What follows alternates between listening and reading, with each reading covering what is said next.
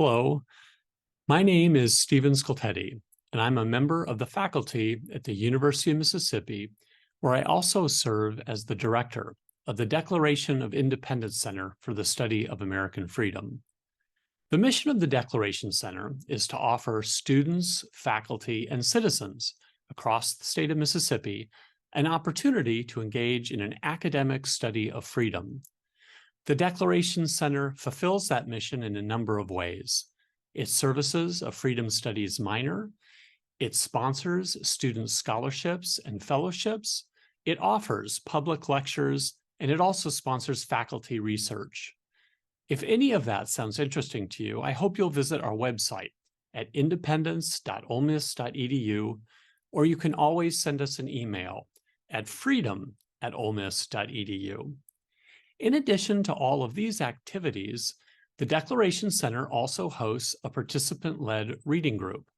And this last summer, we met to read The Individualists, Radicals, Reactionaries, and the Struggle for the Soul of Libertarianism. One of the authors of that work, Dr. Matt Zwolinski, was kind enough to meet with our group and answer a number of questions.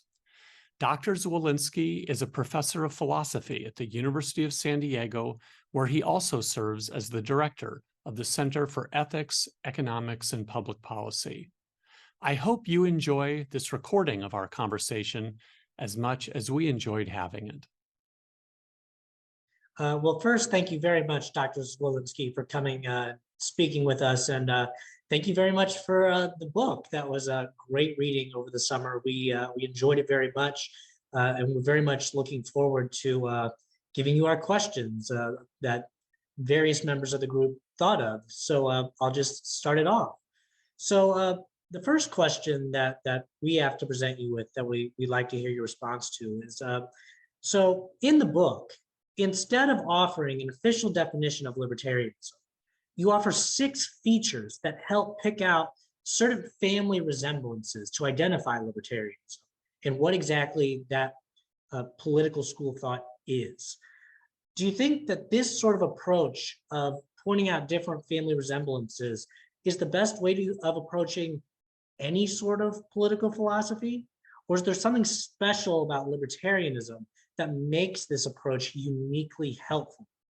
And then, given that libertarianism can be described with mere family features, do you think that libertarianism is in fact a full-fledged political philosophy, or is it something like a variation of other philosophies? That is libertarianism more like a soup, like tomato soup, for example, or is it more like a flavoring that can be added to a soup, like basil? So we would love to hear your response to that. Yeah, great. Well, first of all, thank you, Garrison, for taking the time to read the book, and then for bringing me here to talk with you guys about it. That's there's nothing more than an author loves than to have somebody actually engaging with what they've written and engaging thoughtfully about it, as you guys have clearly done. So this is a real pleasure for me. And it's a nice way to start things off. So yeah, I think in the book we approach libertarianism in terms of this family resemblance approach, and that came after kind of a lot of conversations between John and I, trying to figure out what seems like it should be a fairly basic question, which is, what is libertarianism anyways? So we looked at various ways in which different libertarians had sought to define the view, which different critics had sought to define the view, and none of the approaches that, say, attempted to define libertarianism in terms of, say, a single principle that all libertarians shared a commitment to seemed satisfying to us as a way of understanding the lay of the land, of what's out there, the people who call themselves libertarians and are referred to others by libertarians. If we just try to make sense of that observed phenomenon, rather than try to stipulate a definition like this is what libertarianism is, and if you don't believe in this, then you're out of the church. There wasn't any single principle, right? I mean, you take something like the non-aggression principle, which some libertarians like Murray Rothbard or Ayn Rand, though she doesn't use that phrase, seem committed to. But then there are other libertarians like Milton Friedman and Fried Hayek that don't have anything like that in their philosophy. So we thought after these many conversations that something like a family resemblance approach was the best way of understanding what libertarianism was.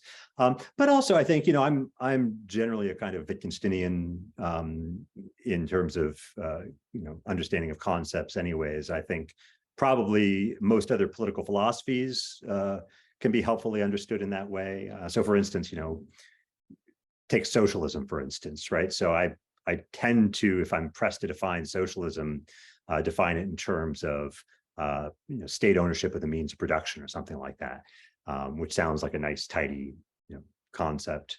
But if you talk to actual socialists, right, you find that the people over at Jacobin magazine, for instance, there are a lot of people who call themselves socialists, but they disavow that particular principle. And so I think really at the end of the day, socialism is probably going to be understood like the way, in the same kind of way that we understand libertarianism, same probably of liberalism or feminism, same probably of things like tables and chairs, I think, right? I think looking for necessary and sufficient conditions is probably fruitless for most of the concepts that we employ in our lives. So you can have kind of libertarian strands of conservatism, right? Like libertarianism could be a kind of seasoning that you add to other political philosophies, but I think there also is something identifiable as libertarianism, which can and then itself take on different seasonings from other political philosophies, right? So you can have conservative strands of libertarianism, you can have feminist strands of libertarianism. It's sort of a matter of looking at which is more fundamental, right? Are you sort of mostly libertarian with some feminist flavorings, or mostly feminist with a little bit of libertarian dashed in? Thank you very much, Dr. Zwolinski. If anybody else has any follow-ups to his answer, any follow-up questions or responses or anything, you are welcome to do so before we move on to the next question. Yeah, one follow-up I had about that, Matt, is that if I understood your answer there, libertarianism is really no different in this regard than, say, classical liberalism. They're both, as political philosophies, sort of have equal stature, can be understood as sort of the same status. There's nothing uniquely unstable about the libertarian position, or that makes it uniquely susceptible to being pulled to the left or the right. That classical liberalism, for example, would find itself in sort of the same position. I think that's broadly right, and I think conceptually that sounds right to me. And I think if you look at the history of classical liberal thought and look at various classical liberals, you see that playing out in practice as well, right? So I mean, you take someone like Mill, for instance, who underwent a number of developments in his own thought over the course of just a single life, and I think you see him taking some more conservative and more liberal approaches during different stages of his thought. So this is, I think, yes, a pretty general phenomenon. Yeah. Okay, and just one follow-up, and then I'm going to let Henry jump in there, because one thing that I'm wrestling with, and that I'm still not clear about myself, is, at the beginning of your book, you draw this broad contrast between sort of an empirical and realistic approach that many classical liberals have when thinking about social orders and economic policy and political policy. And you consistently contrast that with a more rationalistic approach of the libertarians. And so at the beginning of the book, that's how I was sort of understanding the contrast. The libertarians are the rationalists. They're a little bit more of the purists. But then as the book goes on, and maybe I'm just not a good reader of the point you were making, but it almost seemed as if, wait, libertarianism ends up getting pushed and pulled rather easily depending on just the historical forces that it's up against or coming in contrast with. So And so anyway, I don't know if I'm drawing the contrast very well, but it's almost as if one starts to wonder, gosh, I wonder if the rationalistic approach makes a political philosophy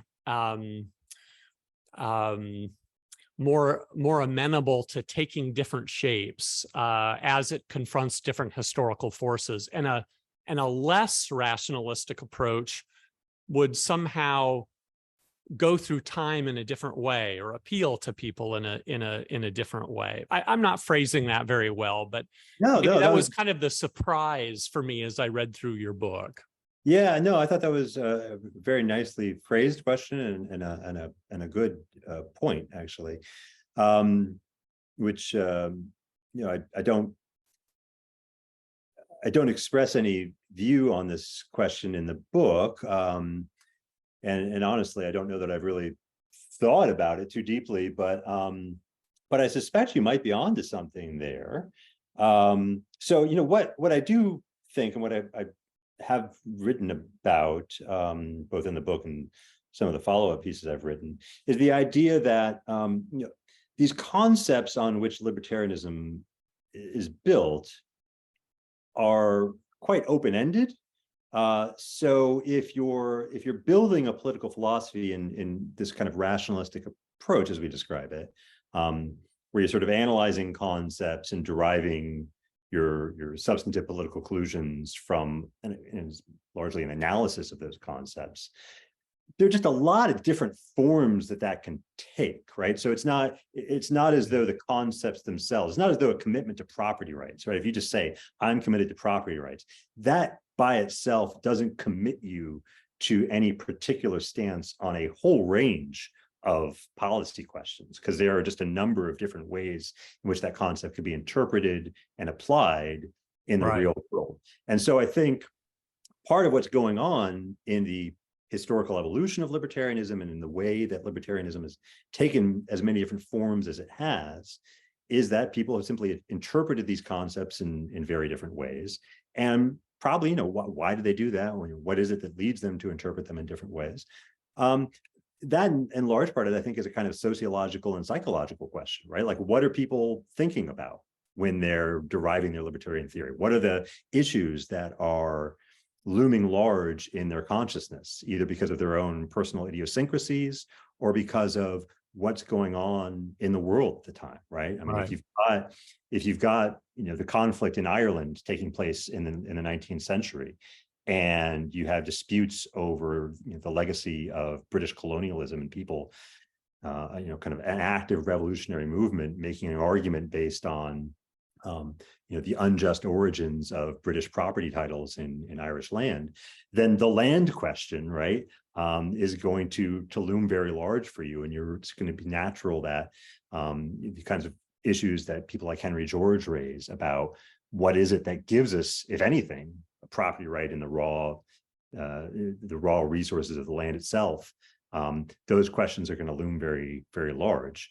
In a different context, they're just not, right? So if again you're basing your libertarian view on an analysis of these concepts because of the fundamentally open-ended nature of those concepts, I think you're going to be steered by historical contingencies in a way. And here's where I get a little less certain about whether a more empirically minded philosophy would avoid those questions, because we're not, I mean, nobody's an empiricist all the way down, right? Right. I mean, there's some principle, right? I mean, even if you're a utilitarian, if you're a utilitarian, then your kind of policy pronouncements are going to be driven by your estimations of the likely effects of different courses of actions. But your fundamental commitment to the principle of utility, that in itself is not an empirically derived belief. Right? So you're going to have the same kind of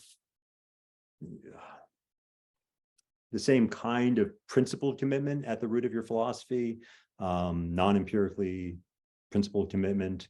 So I'm less sure whether that's going to be less open-ended or less malleable than the kind of libertarianism I'm talking about. But it's a very, really nice question, I thought. Yeah, but let's see. I see Henry Thompson has his hand up. Henry, did you want to jump in with your question?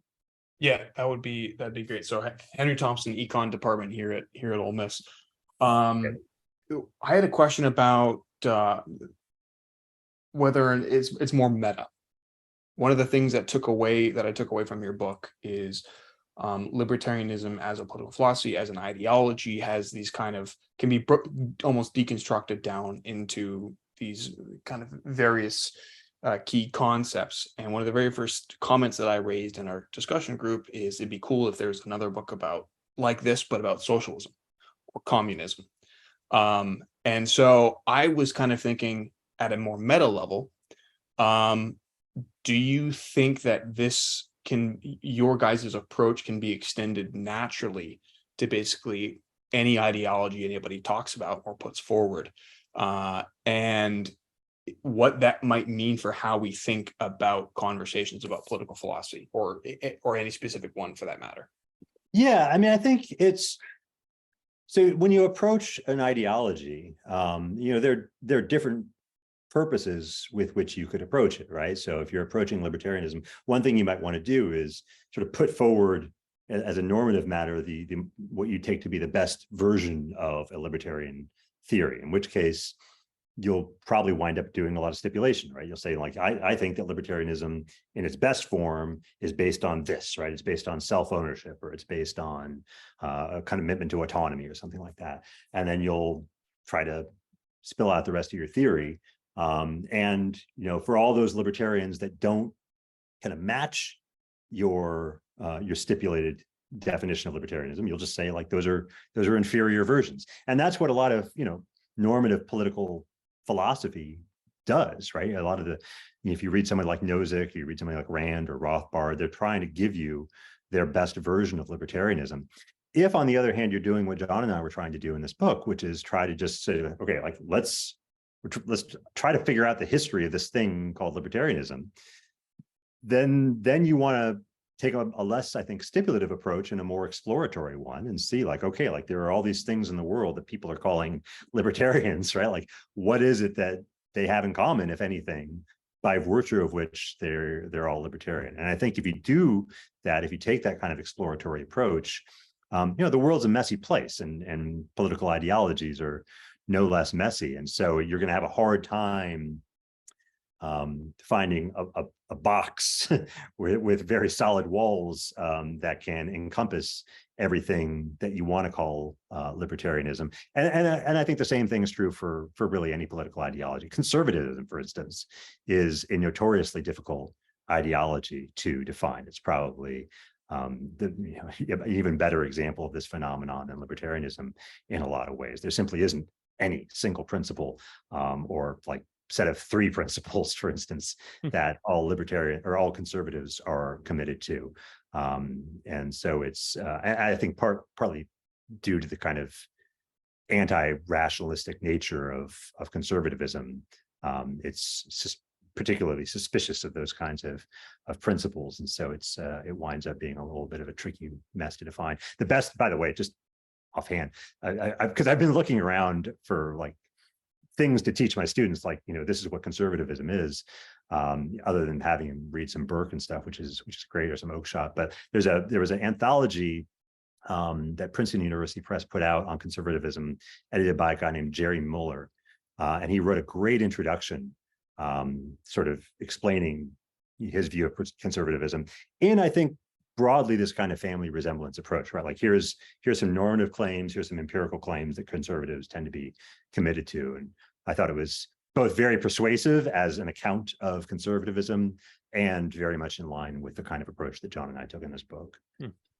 All right. Well, I think we're going to go ahead and move into the next question here. That first question was kind of, the opener and everything. And, now we're going to move into a little more pressing stuff. So we're sorry that your co-author isn't here to kind of be by your side, and that's how it worked out. But that's okay. I'm on the hot seat the whole time. So thank you for being here. Yeah. this next question was submitted, and it's, we can all probably agree that pure anarchism without any sort of state or police is too utopian for consideration. That makes it seem as if the state should have a monopoly on violence. However, given the state's history of misusing this sort of monopoly, what is to be done? Can we strike a balance of powers within the monopoly? Do you think not giving the state a monopoly is an option?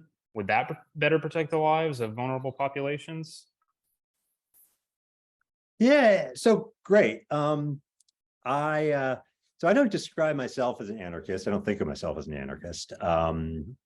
But I would also caution against dismissing anarchism too quickly.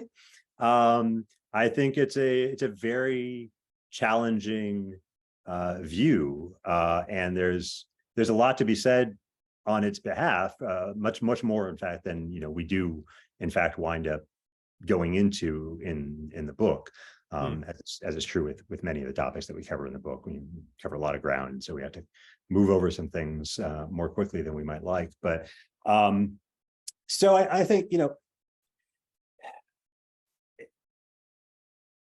this I think is an issue that we maybe didn't say a ton about in the book, but just in terms of my own understanding of anarchism, I think one of the key ideas of market anarchism is the idea of polycentricity, right? That there, rather than one source of authority and power, you have multiple, and in some sense, competing sources of authority and power. And so the natural tendency is to draw a sharp contrast between polycentric legal orders, such as those that the anarchist promotes, and monocentric legal orders, such as the one that we think we have in places like the United States or other nations of the world. But I think that contrast is easy to exaggerate, right? So in fact, I think that most states are in fact more polycentric than we recognize. And if that's true, then the more polycentric states actually are, then the less of a sharp difference there is between the kind of pure polycentrism of market anarchism and the kind of muddled polycentrism of real world states, right? So like we don't have a single Leviathan in the United States or anywhere else in the world, right? We live in a constitutional republic, which means like who has the monopoly on force? Well, we say the government has the monopoly on the use of force, but like, what does that actually mean, right? Like there are if we take this kind of methodologically individualist approach, right? Like the government is a shorthand way of talking about a whole bunch of different individuals and institutions, all of which have some kind of authority, but none of which really by itself has a monopoly on authority, right? So you have, different branches of government, for instance. You have, the police, you have the people themselves, right? We're living in a kind of democratic society where, if any one of these groups sort of revokes its consent to the system, right? If it pulls out and says, I'm not going to play my part in this anymore, then the whole thing sort of falls apart. And so it's what we have is a legal system that's based on this kind of complex relationship between a number of different units, each of which has some authority, which both contributes to and holds in check the other elements in that system. And that's kind of what's going on in market anarchism too. And so the question of whether states or kind of non-state legal systems do a better job in however you define better in terms of welfare or protection of individual rights or protection of like the most vulnerable, that becomes I think largely an empirical question and not a super easy one to answer, and probably one that doesn't have a single answer, right? It's like, are states better than non-state societies at X? Well, some states are probably going to be better than some market anarchist societies, but there are probably some market anarchist society that are better than some states. Maybe it's true that states in general are better. That's my view, at least, in the kind of world that we live in right now. But for me, it's a pretty contingent question, and I'm not certain that I'm right. I talk with David Friedman a lot. I run into him on the internet and in conferences all the time. So David Friedman is the anarchist son of Milton Friedman, who was a non-anarchist libertarian economist, and David says that he would have conversations with his father about anarcho-capitalism when he was growing up, and the position of Milton Friedman was that anarcho-capitalism might work but probably wouldn't. David Friedman's position was that it might not work but probably would. So I think somewhere in between those views is probably the truth. Interesting. Well, thank you for your response, and I'll just actually go ahead and open it up to anyone else that wants to kind of give it back and forth before we move on to the next question. All right, Garrison, go ahead. I think you're Okay. Well, actually kind of okay that nobody asked to follow up to that question, because this next one's one of my favorites. We're really gonna put you on the hot seat with this one. All right. So it seems to many members of our reading group that libertarians should be pro-life based on fundamental principles of self-ownership.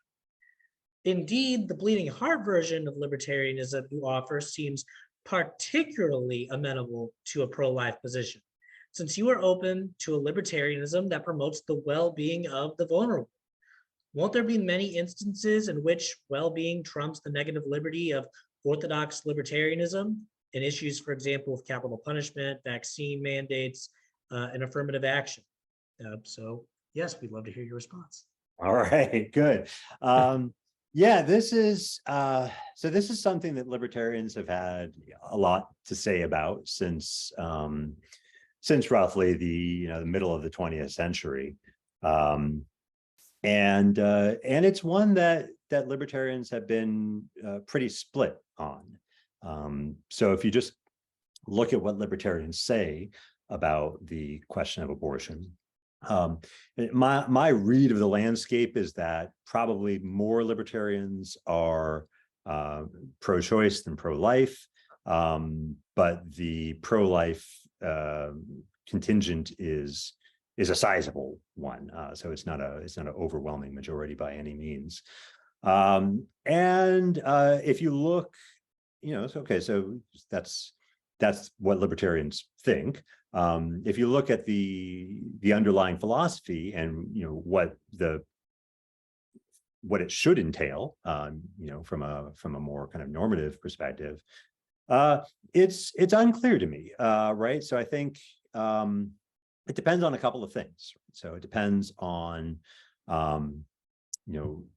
how you answer the question of moral status, right? So what counts as a person? What kinds of entities are the bearers of rights on the libertarian worldview, right? So, libertarians believe that individuals have rights, but individual what's, right? Like, most libertarians don't believe in animal rights, I think. And the question of whether a fetus has rights or not is not a question that libertarianism itself has any particular resources to answer, right? So there's sort of nothing distinctive that libertarianism adds to that question beyond standard liberal approaches. Libertarians do take the idea of self-ownership quite seriously, generally speaking. But again, that by itself seems insufficient to settle the question of abortion, because if you think that the mother owns her body and the fetus owns its body, then what? Then it looks like maybe you have a kind of conflict of rights, perhaps. And so the question is, on what basis that conflict should be resolved. And again, it's not obvious that there's any kind of single obvious libertarian answer to that question. You do get some libertarians saying that the mother has the right to sort of, remove the fetus from her body because it's, she has the right to control of her body. She doesn't have the right to kill the fetus, but she has the right to evict the fetus from her body. And then if the fetus dies because it's unable to support itself, well, then that's that. But it's, the actual act of killing would be wrong, but simply removing it from your property would be a different thing. That's one libertarian view. You get other libertarians taking other views, right? Which is that, you've created this life, you're responsible for the maintenance of that life until it can support itself. But like, this is all just as messy for libertarians as it is for basically any other political philosophy. Children, the question of abortion is a difficult question. The question of children, I think, is a difficult question too, for liberal political philosophies and for libertarianism, understood as a kind of, any philosophy that sort of places heavy weight on the idea of individual rights has a very difficult time saying what we ought to do about children, because, well, they kind of have rights. Like, clearly there's certain things that you can't do to children, but they don't have like all the rights that adults do. So we have some positive obligations towards children, but it changes as they age. And it's really hard to give like a principled rationalistic answer to that question. So this sort of minor little side problem on the fringes of philosophy, like what do we do about like the like 10, 15, 20% of people who exist in the world that aren't fully mature adults? Nobody's really kind of figured that out yet. We'll get there at some point. So the other thing I wanted to comment on in your question was this issue of well-being trumping rights. So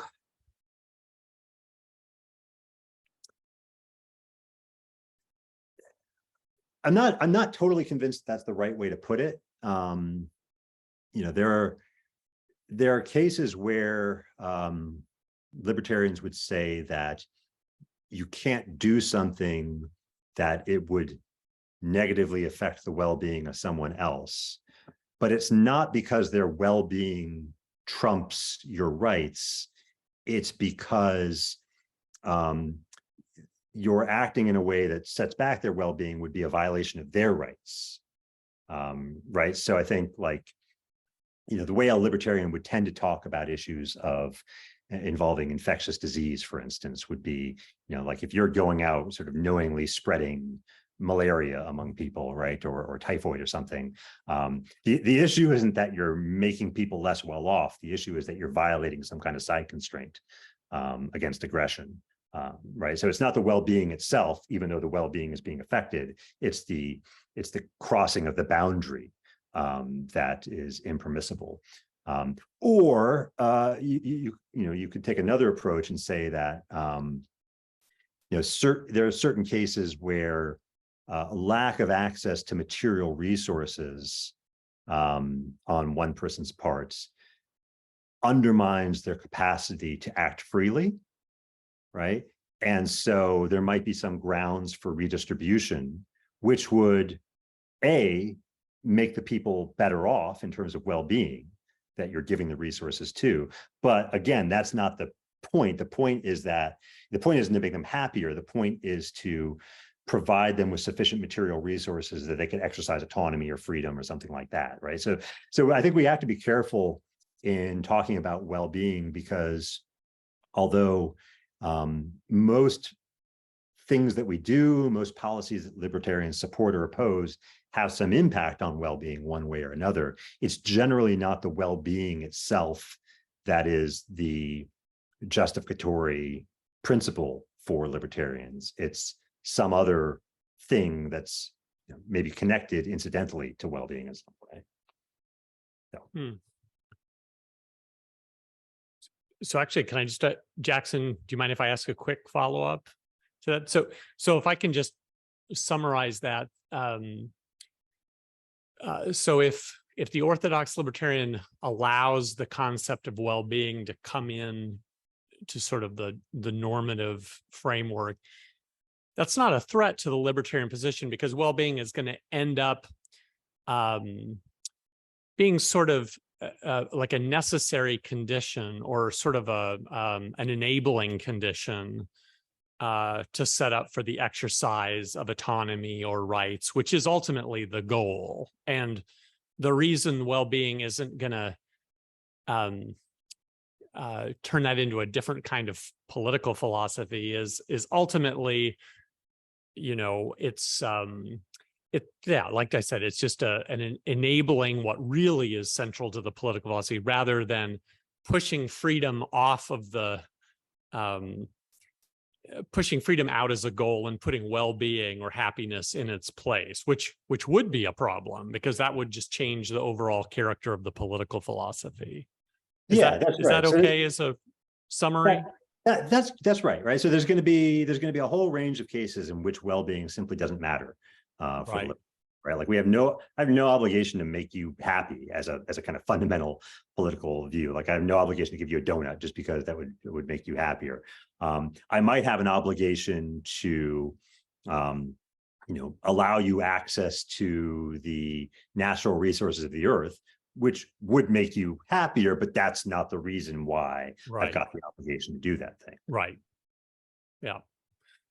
Right. So thank you for your answer here. And one point I wanted to make was I don't think the answer was trying to have you speak for all libertarians. Like I think that would be a little bit too much. But just something I noticed that I thought was kind of odd when reading the book was that this bleeding heart libertarianism seems to be something like a somewhat left-wing libertarianism, or a libertarianism, as I think you have also described it. But the principles of bleeding heart libertarianism, even more than some of the more right-wing versions, lend towards a potential pro-life position. Not because well-being becomes this like consideration that totally trumps liberty or removes it, in which case you might just become something much stronger, like a communist or authoritarian of some sort, but that things that are normally not considered violations of rights or violations of negative liberty should actually be considered potentially harmful or potentially outside the realm of libertarianism. Like I remember the section on affirmative action. It seemed to imply that even if we really do agree that having these racist job requirements or requirements for being allowed into an institution do not harm the person under pure negative liberty considerations, it's not an aggression in that way. It should still, libertarians should still have something major to say about that, and maybe even promote certain types of affirmative action measures because of the harm to the well-being of that person. And maybe, tell me if I'm wrong, maybe what you're saying is something like, well, it's not the well-being itself. It's not making the person into this full-fledged, flourishing human being, but it's like creating conditions that allow for that or something like that, and kind of looking towards that. Because I do remember, I think you mentioning positive liberty as part of the schema of like this new bleeding heart or Black liberty movement. And to me, that just seems particularly amenable to maybe a pro-life position in which there's this, well, if you're really strict on like it's pure negative liberty only, then we have evictionism or whatever. But maybe on this schema, there's something more.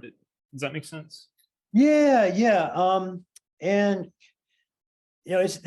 is it not an issue that I've written anything about? So I've never sort of given my thoughts the kind of discipline that they probably should have on this issue. I feel like somebody did write kind of a blog post on this topic, making the sort of argument that you're suggesting here on the old Bleeding Heart Libertarian blog. It might have been Andrew Cohen, but I might just be misremembering that. But yeah, I mean, I think there's an argument that could be made, and maybe actually has been made by somebody else there, precisely along the lines that you suggest.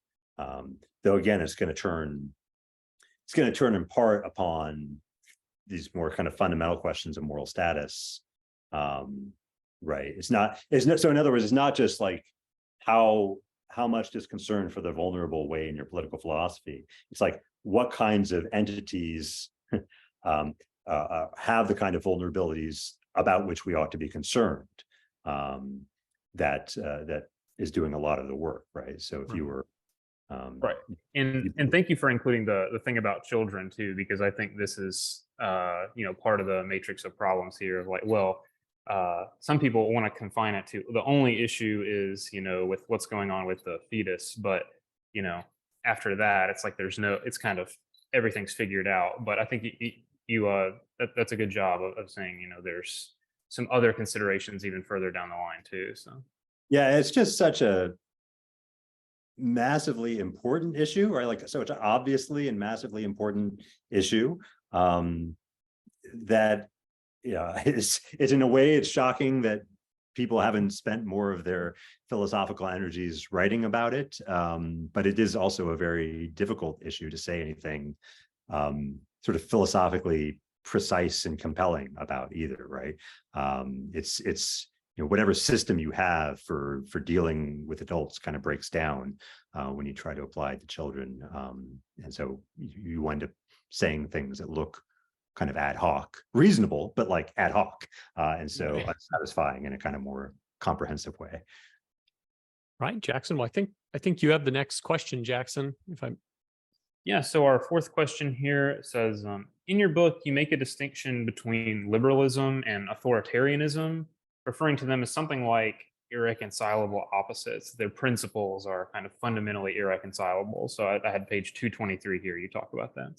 Do you think it is possible that this authoritarianism is not always the result of some kind of latent conservatism or other type of illiberalism, but can sometimes be the result of liberalism itself? In other words, can liberalism be authoritarian, as Samuel Johnson seems to suggest in the Individualists on page 251? Yeah, that's a nice question, and I think the answer is pretty clearly yes. So liberalism in general, and libertarianism in particular, both have a kind of universalizing element to them that I think can lend themselves to some impulses that one might not unreasonably describe as authoritarian, right? So no, look, like this comes up, in political philosophy and debates over multiculturalism, for instance, right? So if you have communities, say communities within a country or communities outside of your country that are composed along non-liberal lines, then what permission or what obligation do liberal communities have to intervene in those non-liberal communities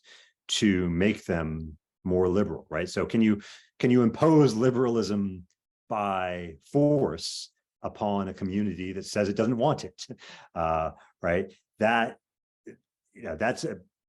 a lot there in that question, but you could see how one way of addressing that question might lead to a kind of authoritarian philosophy, right? So we're gonna kind of shove freedom down your throat, right? Like whether you want it or not. Like how do you deal with communities like the Amish within the United States, right? If you think that they're not educating their children in a way that's going to prepare those children for meaningful autonomy as adults, right? Like the ability to actually exit the community if they want to and find a job or make a living in the broader community. Can we sort of force the Amish to educate their children in a way that promotes the conditions for meaningful freedom? What about other countries, right? Can we have kind of liberal imperialism, whereby we sort of impose freedom upon other countries by military force in the name of sort of rescuing people from a tyranny that they might not realize they're living under, because they suffer from some kind of false consciousness, right? So you get all of that. That's one kind of way in which liberalism can go kind of authoritarian. There's another sort of worry, which we talk about a little bit in the book in the discussion of democracy. So libertarians have generally been quite skeptical of democracy as a political ideal.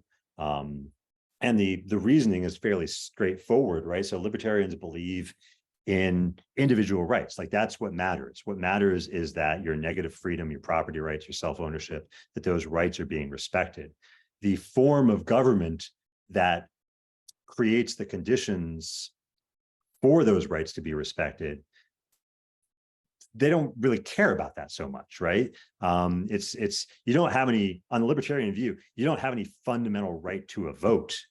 You have a fundamental right to self-ownership. So if it turned out to be the case that a system, a social system, a political system in which nobody had the right to vote, and you had a libertarian dictator, Jason Brennan was dictator of the United States, and he was just sort of imposing libertarianism by force upon everybody, then some libertarians are going to say, well, that's better. That's better than a system in which everybody has the right to vote, but what they're voting for are all these policies that violate people's libertarian rights. And so, in theory, there's you can see how an argument would work for a kind of libertarian authoritarianism. And in practice, you've seen things like the sort of famous case where Friedrich Hayek and Milton Friedman were kind of going down to Chile and buddying up with Augustus Pinochet and supporting a regime that, on their view, seemed to be doing just that, right? Sort of denying people's democratic rights, but at least supporting a certain set of the more substantive libertarian rights that people cared about, the economic ones. Some other rights, like right to bodily integrity, were being violated, but they didn't say much about that. So yeah, this is I think a worry. Sorry, one other. I think there's a lot of different forms this could go, right? So I talked about two. There's a third one, I guess, which is that because libertarians believe in property rights as kind of sacrosanct, there's a certain libertarian view that says, well, look, in a libertarian world, everything is private property, and on people's private property, they can do whatever they want, as long as everybody's consenting to it in some relatively minimalist sense, right? So if I come to own the city of San Diego, then I can set the rules for the city of San Diego in any way I want, because it's my own private property. And I can set rules that look fairly non-libertarian if I want to, right? So I could set up a little communist dictatorship in San Diego, and that would be okay, because it was private property, right? I would not be allowed to prohibit anybody from leaving, but and so there'd be sort of limits on what I could do. But I could certainly collectivize all resources, outlaw certain kinds of speech, outlaw certain kinds of religious practices, outlaw certain kinds of sexual practices. And that would be compatible with libertarian political philosophy. So you get a kind of picture of that in part 3 of Nozick's Anarchy, State, and Utopia, where he talks about, this idea of, a libertarian society as a framework for utopias, where people could just sort of set up a bunch of different little utopian communities governed on, whatever kinds of lines they wanted, because it's their own private property. You see, Chandra Kukathos explores these themes a great deal in his work on multiculturalism. And then in a kind of less reputable way, at least in my view, you get the same kind of approach being taken by somebody like Hans Hermann Hoppe, who views the ability of private communities to exclude sexual deviance, as he calls them, as a selling point, right? Like this is part of the attraction of a libertarian society for him. So so yes, yes, and yes. There are lots of different ways in which this could all go kind of authoritarian. Right. Yeah. Thank you for that answer. And no, I was not, getting fed up with the this type, this type, this type. I was thinking of, I think, even another type that we may not have time to get into. So thank you so much for exploring that. But That is a good think- segue into the next question, I think, though. It's perfect. right. So we have about 9 minutes. Do you want to do that question, or do you want to move to the last question, Dr. Skoltedi? Yeah, let's go ahead and ask the next question, because I think it just segues Okay. so nicely into what Matt was just talking about. Sounds great. So the next question is, speaking of Hoppe, so Right. paleo-libertarianism, the book, seems to be very problematic to you. Although you disagree with this position, are there any paleo-libertarian thinkers or schools of thought that you believe should be considered or just taken seriously? Even if there are none that you could think of, could we invent a palatable type of paleo-libertarianism that attempts to synthesize a version of libertarianism with, for instance, Burke or the Founding Fathers? I mean, that may be an idea of just a kind of paleo-libertarianism that may be considered similarly to the way that you've synthesized libertarianism with Rawls. We'd love to hear your opinion on that. Yeah. So that's a great question. Yeah, you're right. You're right that the sort of existing forms of paleo-libertarianism I found to be quite unpalatable, right? So, if you look at the, kinds of the writings of the late Murray Rothbard, the late, not late meaning dead, but like later in his life, Murray Rothbard, Lou Rockwell, Hans Hermann Hoppe, I find much of that work to be off-putting and destructive and philosophically misguided, not just off-putting. But what I think I find objectionable about it is not its wedding of libertarianism to conservatism. It's a wedding of libertarianism to populism, and I think those are two rather different things, right? So it's there's a kind of tribalism in a lot of paleo-libertarianism that I think is fundamentally incompatible with libertarians' universalism and cosmopolitanism, and view that sort of all people matter in some fundamental moral sense. I think there's more there too, but let me put that to the side for the moment and say that I think there's an awful lot in conservatism that I think can and should be wedded to libertarian, to an attractive libertarian view, right? And I think if you're talking about Burke or the Founding Fathers or someone like Oakeshott or even someone like Hayek, who I think was in many ways conservative, though of course he wrote that essay saying why I'm not a conservative, but he had to write an essay called Why I'm Not a Conservative because it was an issue, right? Because you could easily read his book and think like, gosh, there's a lot in here that sounds very Burkean. And I think that's a sensible position, right? So I think, what in the course of writing this book, I think I myself became probably more conservative in this sense. I came to see, in a way that I didn't prior to writing this book, rationalism as a kind of defining element of strict libertarianism as it emerged from the 1850s on. And I came to see that as that feature of libertarianism as responsible for many of the things about libertarianism that I found most philosophically untenable or unattractive. So a lot of the kind of absolutist, kind of crazy sounding positions that libertarians came to, you get there by trying to derive these kind of a priori truths from a small set of starting axioms, which just doesn't seem to me like a very helpful way of doing philosophy. And a kind of disdain for tradition, a kind of rationalist disdain for tradition, right? So we're gonna look at society, and everything that doesn't measure up to our fundamental political axiom, our non-aggression principle, we're going to tear it down as unjust and unjustified. And I have a very kind of Burkean response to that, which is like, wait a minute, like there might be something going on there that you don't quite understand. Like there might be a reason that those institutions, that these prejudices have survived, like these moral prejudices that we have, right, have survived for hundreds of years, that isn't immediately apparent to you in your individual reason. So I think, you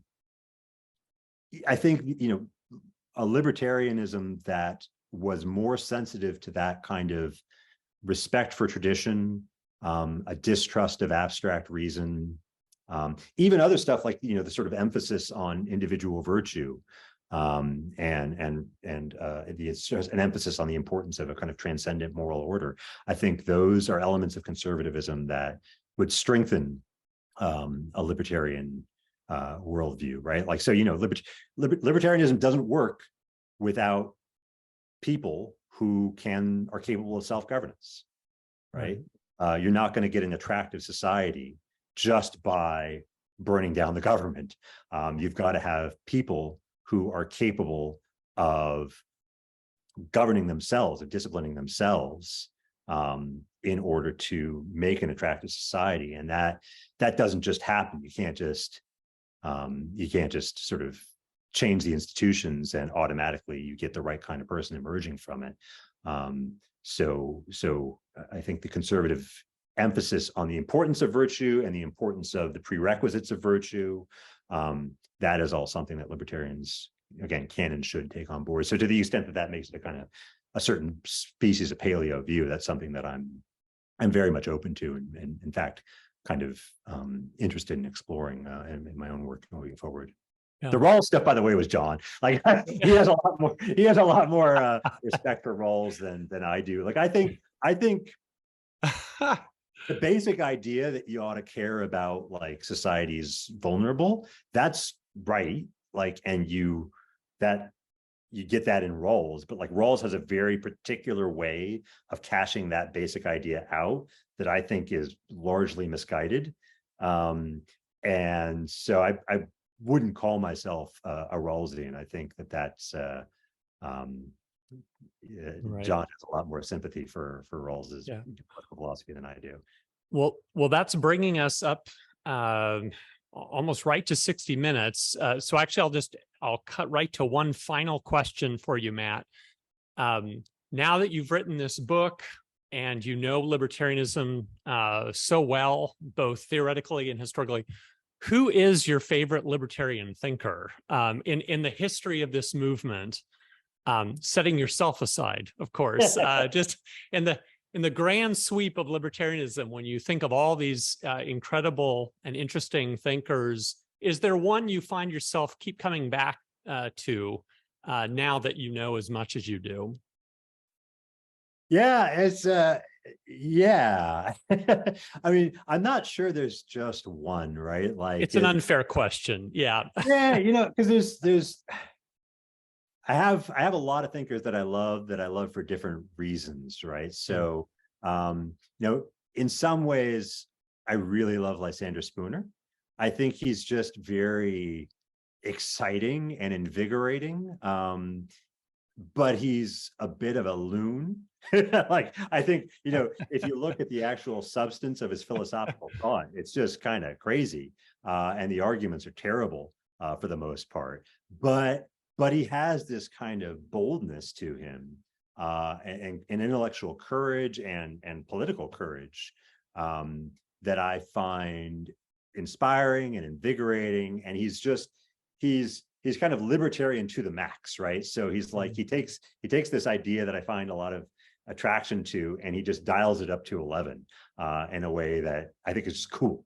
But I do have a lot of sympathy with a lot of his conclusions, even if I think the way he gets there is a little crazy. But I wouldn't call myself a Spoonerian by any means. I think he's neat. You know, if I had to identify like which libertarian do I think has the best developed and most persuasive view, there, I think I'm with Hayek. I think Hayek is just an incredible thinker.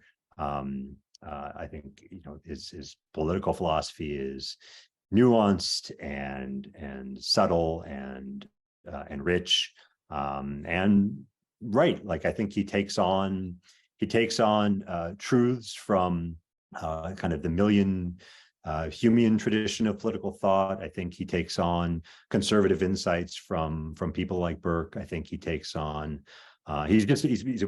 he takes on a lot, right? He's a very widely read and erudite figure, and just really, really smart.